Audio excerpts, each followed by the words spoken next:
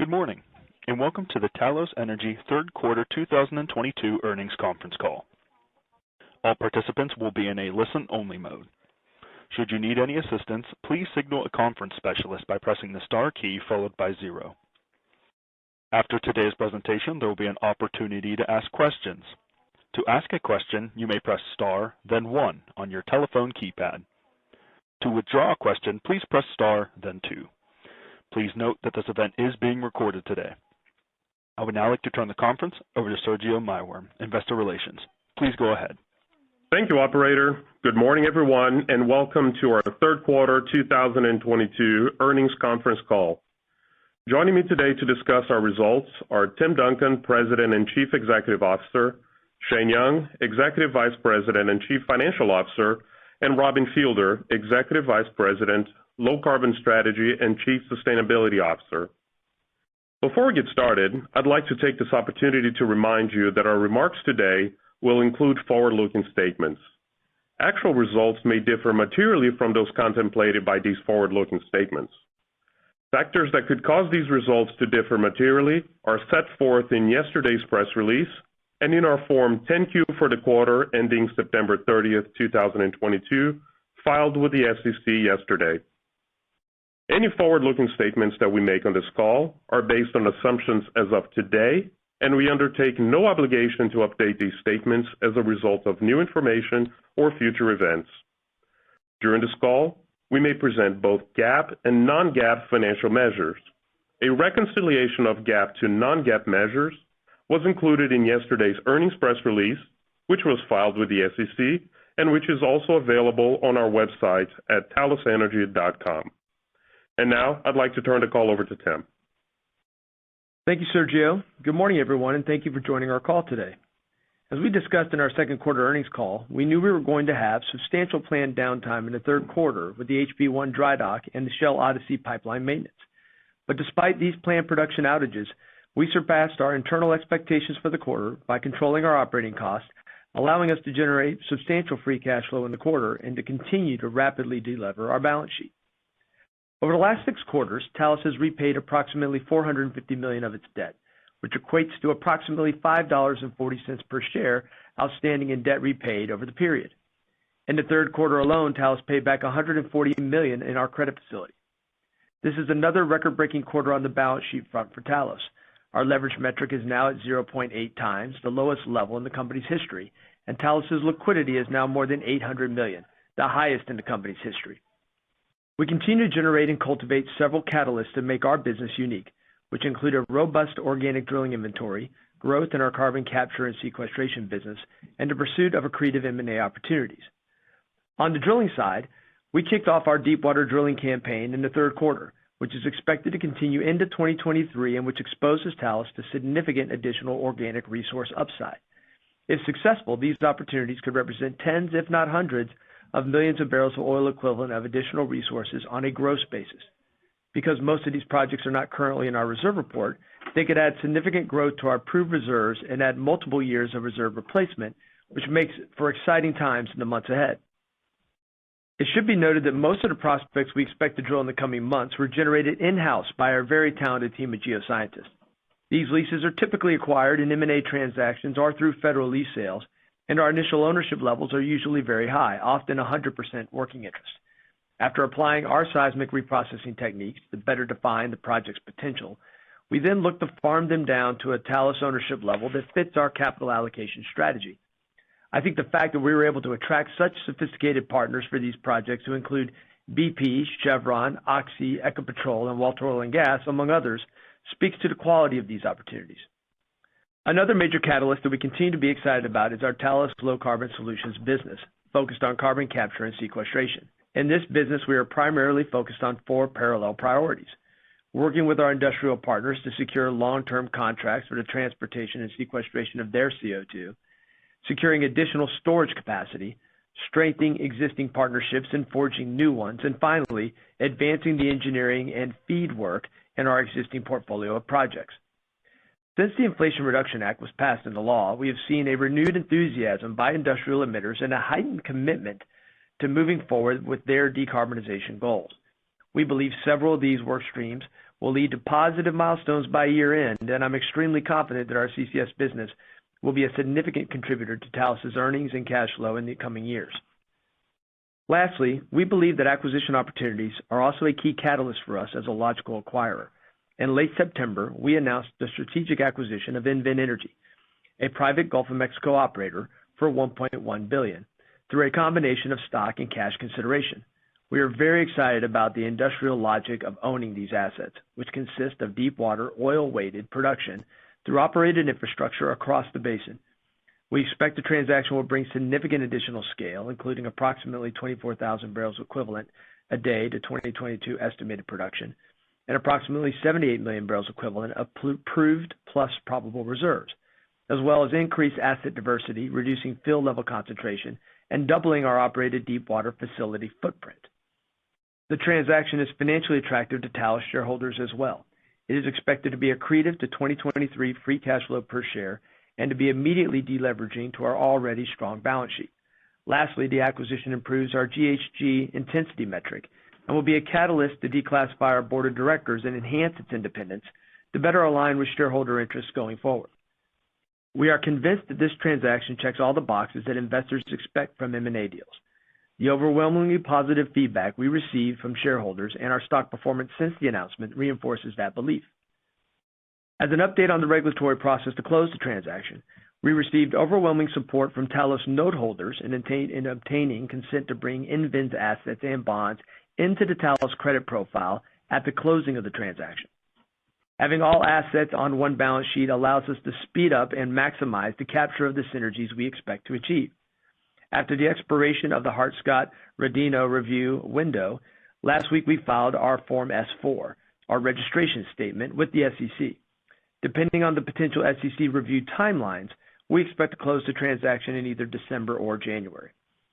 I'll briefly address the third quarter and provide key operational updates before turning the call over to Shane to walk through the quarter in detail. The production for the quarter was 53,000 barrels of oil equivalent per day, which is 67% oil and 75% liquids. This is inclusive of the planned dry dock maintenance for our HP1 floating production unit and the planned maintenance of the Shell's Odyssey pipeline system in Mississippi Canyon. The combination of these two planned downtime activities resulted in production deferrals of approximately 8,000 barrels of oil equivalent per day for the quarter.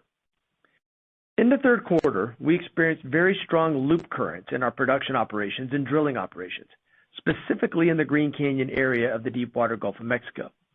These loop currents only affect dynamically positioned vessels, since those vessels rely on their own thrusters to maintain their position, while moored and fixed platforms are not impacted by these currents. Because floating production units like the HP1 and deepwater drilling rigs are dynamically positioned, they are impacted by loop currents. Stress created by constant loop currents caused several extended shut-ins on the HP1 in the third quarter. This production intermittency in the Phoenix field related to the loop currents resulted in an additional 1,000 barrels of oil equivalent per day for the quarter of unplanned deferred production. The loop currents continue to impact production from the HP1 in the first few weeks of the fourth quarter as well, although conditions have recently improved and currently running as expected. On the drilling operations front, we took possession of our deepwater rig, the Seadrill Savon, Louisiana, in August. The first operation was an uphole recompletion in our Bullet project. After very encouraging completion results of the targeted zone, we encountered operational difficulties associated with similar loop currents in the area. We decided to temporarily suspend operations on that project and move the rig from the Green Canyon area to the Mississippi Canyon area. We plan to return to the recompletion project in the first quarter of 2023 to finalize the work and bring the well online.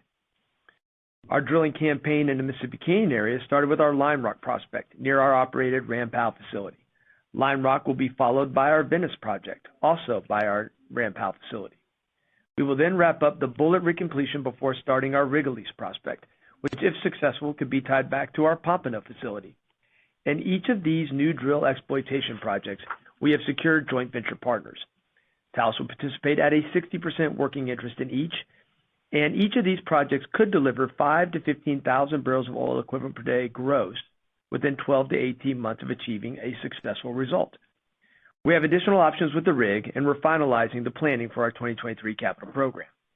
We are confident this exciting rig program will lay a solid foundation of production growth and additional organic reserve growth in 2023 and 2024. Beyond our operated rig program, we're also participating in a number of interesting non-operated exploration projects. We spud the appraisal well for our Puma West project in the Green Canyon in October and anticipate those results in early 2023. Additionally, we completed a multi-block cross-assignment trade with Oxy covering over 46,000 acres in the Green Canyon and Walker Ridge areas and expect to drill a high-impact subsalt Miocene prospect called Pancheron on that acreage in early 2023. We highlighted some attributes of that project in our Analyst Day presentation back in May under the project name Camellia, but we hope to share more details on that project as part of our 2023 guidance, which we intend to roll out at the closing of our EnVen transaction. In summary, it was a busy quarter and the team has managed through the downtime challenges by focusing on operational execution while continuing to use our excess free cash flow to put our balance sheet in the healthiest position it has ever been. Now we are well positioned to focus on key catalysts as we close out the year, an exciting deepwater drilling program, and closing and integrating in a very attractive M&A transaction, and the continued development of our carbon capture and sequestration portfolio. With that, I'll turn the call over to Shane to address some additional details for the quarter. Thank you, Tim, and thank you everyone for joining us on our call this morning. I'm also very pleased with our performance during the third quarter, and this morning I'll focus on three topics. First, I'll provide further details on our financial results for the quarter. Next, I will focus on the strength of our balance sheet. Finally, I will provide some guidance on the balance of the year. During the third quarter, we produced 53,000 barrels of oil equivalent per day, inclusive of approximately 9,000 barrels of oil equivalent per day of mostly planned deferred production from the HP1 dry dock and third-party midstream downtime, as well as other operational developments which Tim referred to earlier in the call. We received strong pricing for our production in the quarter, with realizations of over $90 per barrel of oil, NGLs at 36% of our realized oil price, and over $9.35 per MCF on natural gas production. This resulted in total revenue of $377 million. Net income for the quarter was approximately $251 million, or roughly $3 per diluted share, and adjusted net income was approximately $63 million, or 75 cents per diluted share. In the third quarter, we generated adjusted EBITDA of $197.6 million, or $278.7 million before the cash impact of hedge settlements. On a per barrel of oil equivalent basis, this translated to adjusted EBITDA margins of approximately $41 per BOE and adjusted EBITDA margins excluding realized hedge losses of approximately $57 per BOE. Those represent 67% and 74% margins respectively. After capital expenditures of $129 million and interest expense, we continued to generate strong free cash flow before changes in working capital, generating $39.4 million during the quarter. This brings total free cash flow generation for the first 9 months of the year to $265 million. Turning to the strength of our balance sheet, during the third quarter, we repaid another $140 million of borrowings under our revolving credit facility, or approximately $1.70 per share, reducing the balance of the RBL to just $60 million outstanding at quarter's end. This is down from $375 million at the beginning of the year and leaves our RBL approximately 93% undrawn relative to our commitments. As of September 30th, total debt stood at approximately $665 million. Since the first quarter of 2021, when we refinanced our bonds, we've reduced debt outstanding by approximately $450 million, or approximately $5.40 per share. At quarter's end, liquidity stood at over $800 million, while leverage stands at 0.8 times net debt to adjusted EBITDA, the lowest level in the company's history. We're very pleased with our rapid deleveraging and repayment of outstanding debt in recent quarters. I expect deleveraging to continue through the remainder of 2022, albeit at a slower pace as our capital program has ramped up with the addition of our open water drilling program. I expect further deleveraging into 2023 as our legacy hedges roll off. Moreover, the closing of our transaction with EnVen is expected to further strengthen our credit profile going forward. Currently, we are launching our fall borrowing base redetermination process, and we'll update the market after we have concluded it later in the month. Finally, turning to our financial guidance for the remainder of the year. As outlined in our earnings press release from last night, we expect production for the fourth quarter of between 56,000 and 57,000 barrels of oil equivalent per day. This is inclusive of 3,500 to 4,000 barrels of oil equivalent per day of anticipated deferrals from ongoing loop currents and downtime at non-operated Delta House, putting us slightly below our full-year production guidance provided at the beginning of this year. Fourth quarter production is also impacted by the timing shift on the recompletion that Tim mentioned from the fourth quarter to the first quarter of 2023, as well as by lower royalty relief for gas volumes given the higher price realizations we've experienced in 2022. We continue to expect cash operating costs and general and administrative expenses to be within our original guidance range, with inflation pushing them towards the upper half of that range. Lastly, as previously discussed during our second quarter earnings call, we expect capital expenditures towards the high end of our guidance range due to continued inflationary pressures and non-operated capital project timing. We currently expect fourth quarter capital expenditures to be between $170 and $180 million, inclusive of P&A expenditures. We'll have more to say about the 2023 outlook around the time of the closing of the EnVen transaction. With that, I'll now turn the call back over to Tim. Thanks, Shane. When we built Talos, we made a decision to stay in the Gulf of Mexico because we believed that over time it would generate more significant investment opportunities in other basins. As I reflect on where we are in the life cycle of Talos, we celebrated our 10th anniversary, and over 4 years as a public company, I'm extremely excited about the opportunities ahead of us. Our team continues to deliver impactful drilling opportunities. We believe we have positioned ourselves as a counterparty of choice in an assortment of business development opportunities, and we've used our in-house skill sets to build out a low-carbon business that we think will differentiate ourselves from other small and mid-cap public E&Ps.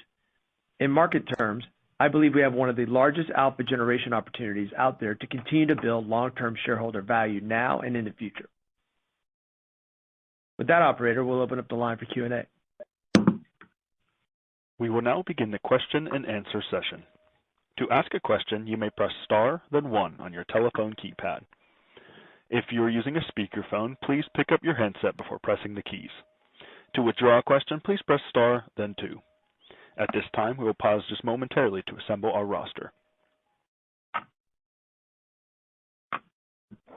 And our first question here will come from Subash Chandra with the Benchmark Company. Please go ahead. Hey, good morning. Hey, Tim. So, and Shane addressed the loop current issue, quantified it. Thank you for that. But would ask, would you speculate what exit rate could look like in the fourth quarter with some of those loop current issues, I guess, subsiding, and maybe even further into first quarter when you add the recompletion? Well, so Subash, how are you? Yeah, it's interesting on the loop currents. I would tell you just as a general matter, they haven't really impacted us over the last couple of years. Those are things that are seasonal.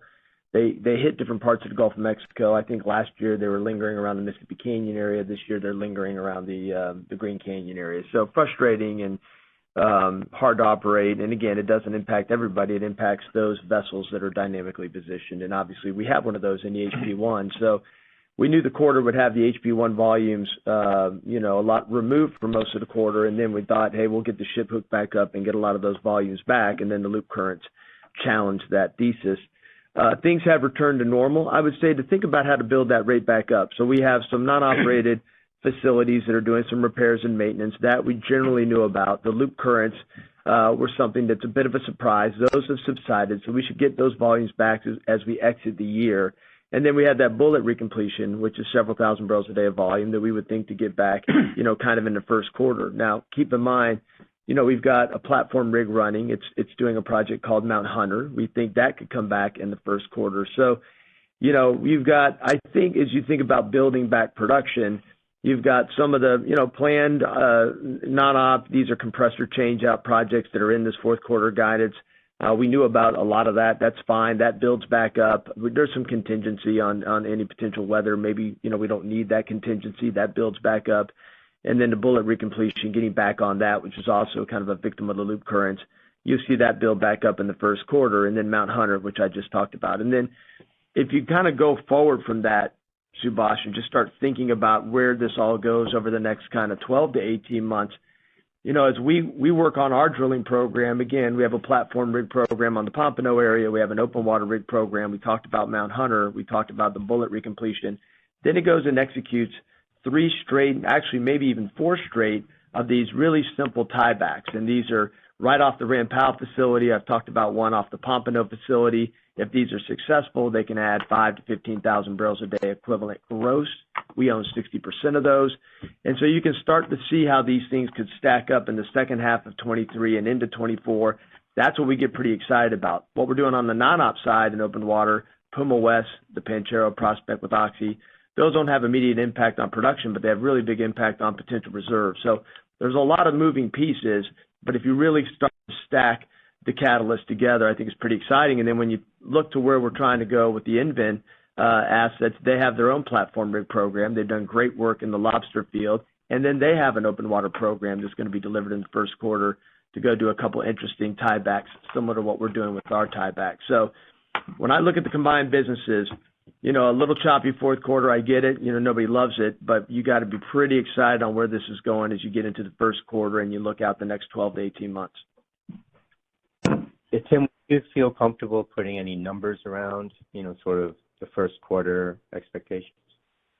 No, I think, hopefully I gave you enough anchors to start to build some of that out. I mean, what we're trying to do is get this transaction closed as fast as we can, and we're working through kind of the S-4 filing, hoping that goes effective. And then when we get this closed, I think we're going to roll out, a lot of things with our closing, our vision of the pro forma business, how we think about, guidance for next year, how do we think about capital allocation. All those things will kind of come through closing, which, look, at the end of the day, could be by the end of the year or just sneaks into January. But, I would say the active programs that we put together is going to build everything back up to a point that we're going to be pretty satisfied with.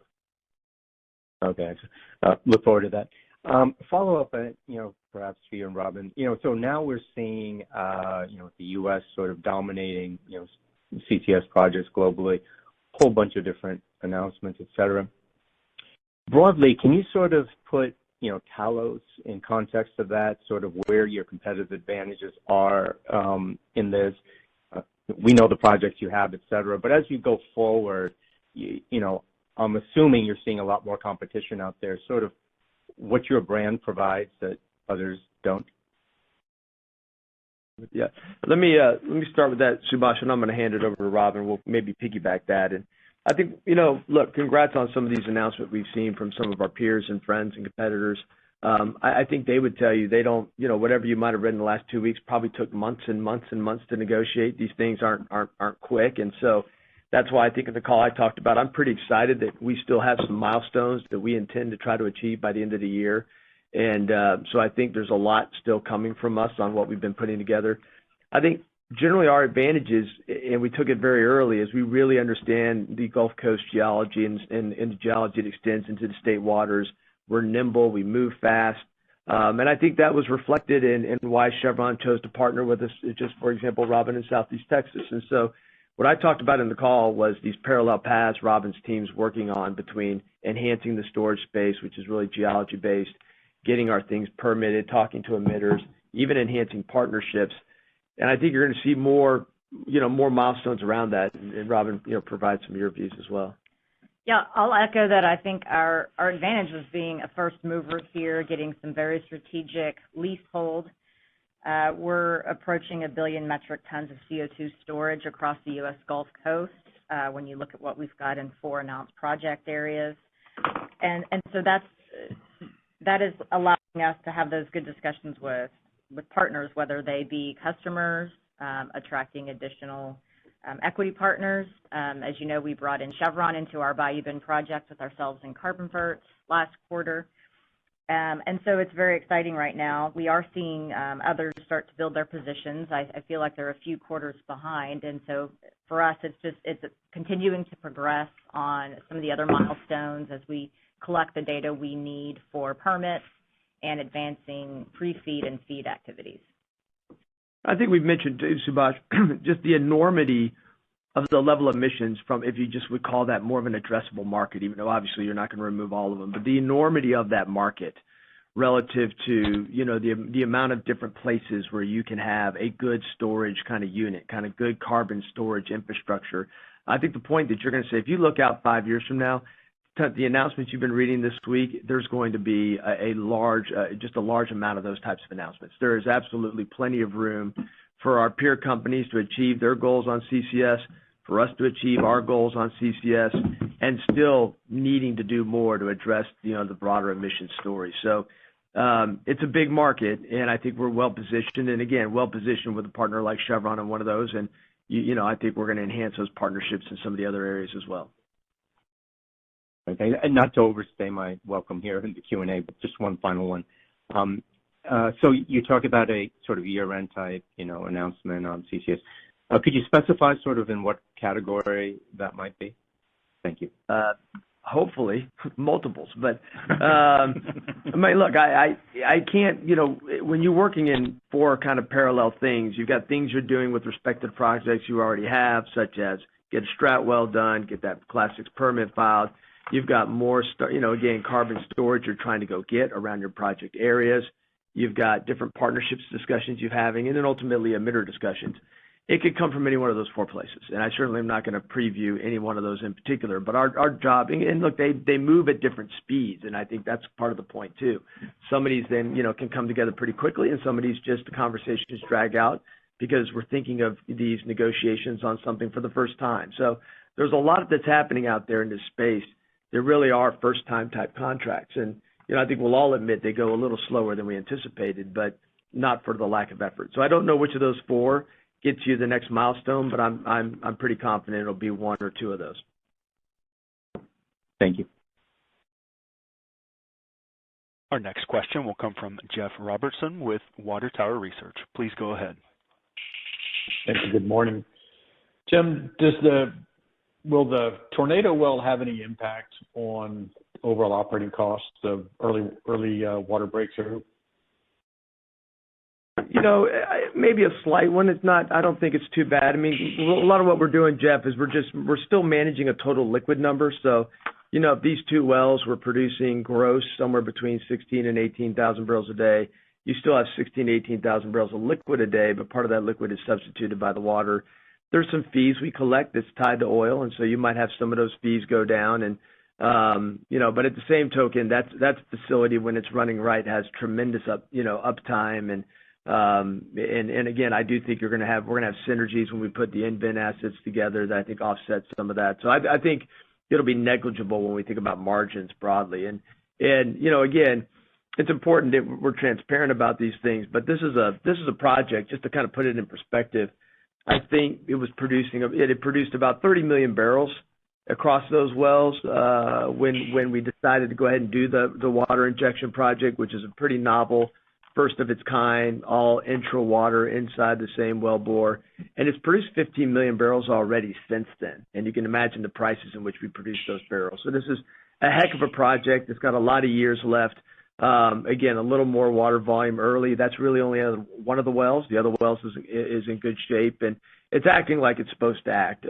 But probably broke through, a couple months earlier than our model. And so, speaks to some volumes we felt like flushing through. But, I think, again, great project and something we'll manage. Tim, can you comment on the in-bin platform rig program they have, I think, in their lobster area? And also, in terms of, are those projects that would add production throughout 2023, or like some of the things you spoke of with respect to Talos, would it be more back half weighted or 2024? Yeah, I would tell you, so that's an asset in that lobster field that, like many of the assets that the in-bin team owns, we looked at it and tried to bid on it, and good on them, and they kind of beat us in the bid. And that's what makes it so interesting to kind of come back to these assets. And so we've admired the work they've done over the last, 4 to 5 years in that asset. They've had a platform rig, and it's one of those fields that when it's got the right team focusing on it, they can just continue to churn up opportunities.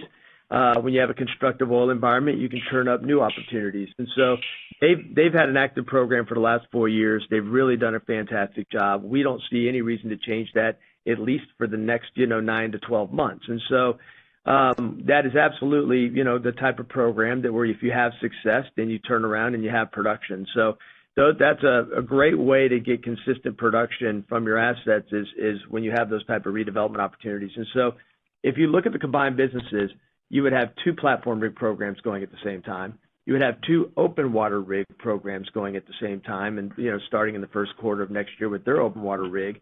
Those are going to be that 12 to 18 month tieback type of opportunity. And then we'll have a non-operated program going, which is for the high impact stuff like Puma West. So you've got the full complement of opportunities, some near-term volume, some what I would call mid-term volume, 12 to 18 months, and then the bigger, chunkier stuff that if it works, it may be several years out, but it'll be very impactful when it gets there. So, I'm pretty bullish on how we're putting the program together and how it adds both rate and reserves kind of over the next 12 to 18 months. Thanks. Shane, a question on the mechanics of the S4. How long can you go with the SEC before they would require you to drop a September 30 financials in? Oh, yeah. So when let's just say we would have to do that today if we refiled today, the September 30 numbers. Now that we filed our September 30 numbers, we're going to have to roll those and as well for NVIN into a subsequent filing. Probably, okay, so at some point there'll be an amended filing with September 30? That's correct. Okay. Thank you. Yep. Thanks, Jeff. Perfect. Our next question will come from Nate Pendleton with Stifel. Please go ahead. Good morning. Thanks for taking my question. You bet. For my first question, maybe for Robin, going back to earlier on CCS, based on the favorable geology along the Gulf Coast for CCS, do you have any indication about the potential injectivity per well that your projects could achieve? And how would that compare across your projects, especially onshore versus offshore? Hi, Nate. Yes, thanks for the question. We've been planning kind of in a range of about 1 to 1.5 million ton per annum of injection per well. It's really going to be about how you size the wellbore itself and the wellbore construction design. So we see that it could be fairly similar whether it's onshore or offshore. There will be some, a few things that are designed a little bit differently, but that's part of the beauty of having a portfolio is, we really want this approach of design one, construct many, where we can build in some efficiencies across our project portfolio. Yeah, and it doesn't change. It's funny when you go from producing a well to injecting in a well, the theory is really around rock properties and thickness, or what we call KH. And so that productivity index that you create when you produce a well isn't different when you go inject a well. So some areas might have better rock properties, but a thicker section, and some areas might have a thinner section, but better rock properties. And so it just depends, and that can change. But generally, when you go 10 miles into the coast or 5 miles off the coast, the geology isn't dramatically different. Yeah, so these stratigraphy wells that we'll go drill in many of these areas will help us get some confirmatory data to better understand the rock properties. We'll collect some additional data there, not just for the permitting, but also as we're planning for injection. Great. Thanks for the detail. And as my follow-up, as you talked about earlier, there have been several large greenfield CCS project announcements along the Gulf Coast. Given the significant brownfield opportunity surrounding your projects, can you speak to your appetite for developing additional sequestration sites? Any challenges to adding those sites? And also maybe could you comment on if your team is interested in taking your expertise beyond the Gulf Coast region? Yeah, Nate, no, I really appreciate the question. It's a great one. There's a lot of current industrial emissions in many of these regional corridors, which we've already got an established leasehold. But in some of these areas, there will be greenfield investment as well. One of our projects, the Coastal Bend project, is around the Port of Corpus Christi. It's been a very large energy export hub when we think about hydrocarbons, but they've been very vocal about wanting to attract new investments and participate in as what we're calling a blue economy. So if you can decarbonize some of these fuels and products on the front end, the thought is over time they will get a premium or at least be a preferred supplier as those types of products are getting exported globally. So yeah, we're certainly having conversations with, I'd say, emitters in both categories. Sometimes it's those who have existing facilities today but are looking for new investment, and part of getting to their final investment decision will require a decarbonization solution in place. So that's where if we've got a strategic foothold and a storage site in a region, it really gives us a leg up to have some of those conversations. And so to your second point about other areas, I'll say yes, we certainly have some of the world's best geologic rock properties along the Gulf Coast, which is great for hub scale. But as we think about some of these point source solutions where we're developing and designing a very bespoke solution for a particular customer where you've got the emitter up front, we are exploring some of those opportunities as well. And that's where we think as an independent, we can kind of play in both worlds and have that diversification in our low carbon portfolio. Yeah. The only thing I'd reiterate there is, and Robin's exactly right. I mean, these hubs along the Gulf Coast are super interesting. Partnering with folks like Chevron in Southeast Texas, absolutely interesting and excited about that. But because we're a smaller company, we can, kind of work on things that are what are point source, small, nimble, maybe in an area you wouldn't immediately think of just because someone's thinking about new construction and wants a solution. And that may not be big enough for some of the majors that are playing in the space. So I think we're just trying to be flexible and use the expertise we're building every day to figure out how to monetize that into more value, kind of in this low carbon space. So I'm actually excited about how we can build a portfolio of not only participating in hub sequestration, but also point source in different parts of the Gulf Coast and then outside the Gulf Coast. Awesome. Thanks for taking the questions. You bet. As a reminder, if you have a question, please press star, then 1 to join the queue.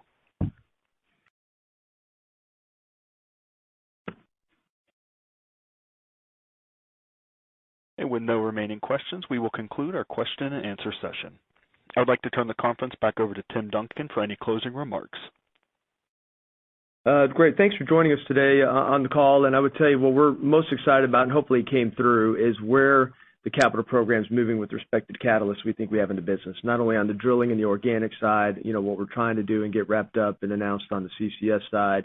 And then we just have a big transaction that we can't wait to get across the finish line. And so the next time we speak with our investor community, I think we're going to be a bigger company, and we're going to really roll out the vision of what that bigger company wants to do and what it's going to look like and what it's capable of.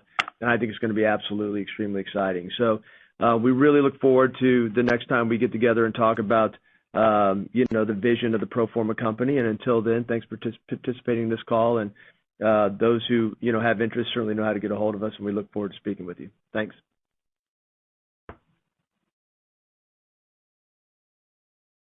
The conference has now concluded. Thank you for attending today's presentation. You may now disconnect your lines.